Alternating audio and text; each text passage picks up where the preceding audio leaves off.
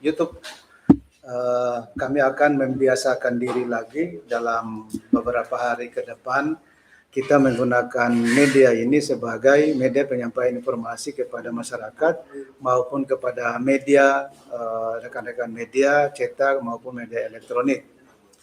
Hari ini kami dari gugus tugas provinsi akan menyampaikan laporan kepada kita semua perkembangan pada hari ini tanggal 8 April tahun 2020. Yang pertama, kita baru saja menyelesaikan kegiatan Fikon antara Gubernur Maluku bersama Forkopimda Provinsi Maluku, tokoh agama, kemudian dengan Forkopimda yang ada di kabupaten kota seluruh Maluku, serta dengan gugus tugasnya, dengan tokoh-tokoh agama semua. Dari hasil Fikon tersebut, kami semua mendapat laporan dari semua kabupaten kota mengenai kesiapsiagaan yang ada di kabupaten kota. Secara garis besar, semua teman-teman di kabupaten kota sudah melaksanakan segala macam protokoler yang ada, apakah itu dari kementerian lembaga maupun dari Bapak Gubernur. 3 sektor utama yang menjadi pembahasan tadi antara lain menangani COVID ini adalah keselamatan dan kesehatan, kemudian ketahanan ekonomi, dan yang ketiga adalah pengamanan sosial. Beberapa bupati sudah melakukan langkah-langkah yang lebih cepat lagi. Misalnya di Kabupaten Aru sudah menyiapkan sembako bagi mereka yang kehilangan pekerjaan akibat COVID ini. Begitu juga beberapa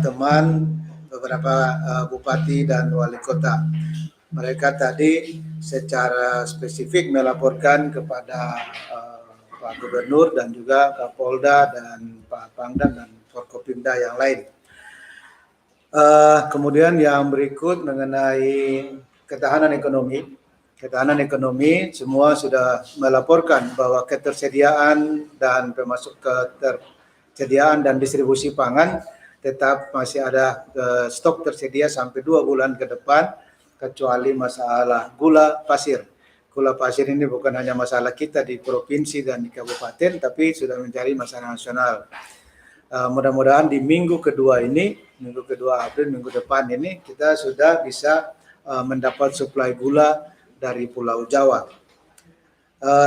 Sedangkan jaring pengaman sosial, Gubernur tadi telah menginstruksikan, kemudian tidak ditindaklanjuti juga dengan surat kepada Bupati Wali Kota untuk segera menghitung lagi mereka yang terdampak, yang kehilangan mata pencaharian harian akibat wabah ini.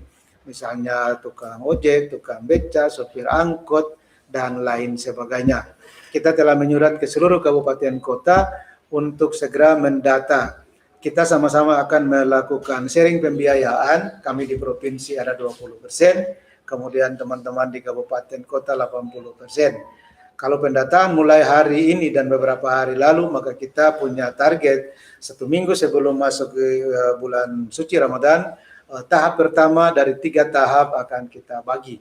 Jadi kita akan memperluas yang namanya pemberian sembako itu. Kalau selama ini cuma 6 bulan, maka kita perpanjang menjadi 9 bulan. Kita perkirakan ada 40% masyarakat di menengah yang terpengaruh terhadap akibat wabah ini.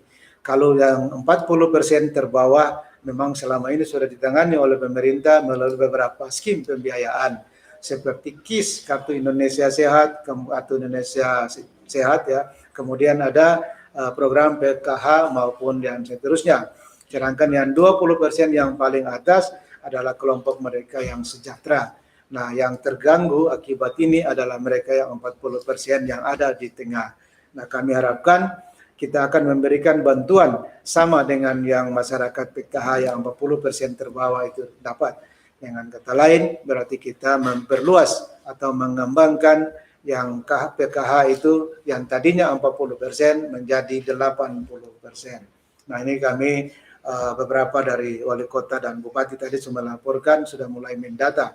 Bahkan kami lihat tadi Kabupaten Maluku Tengah misalnya sudah langsung kira-kira nelayan yang terganggu ada berapa banyak, kelompok pekerja yang terganggu itu berapa banyak.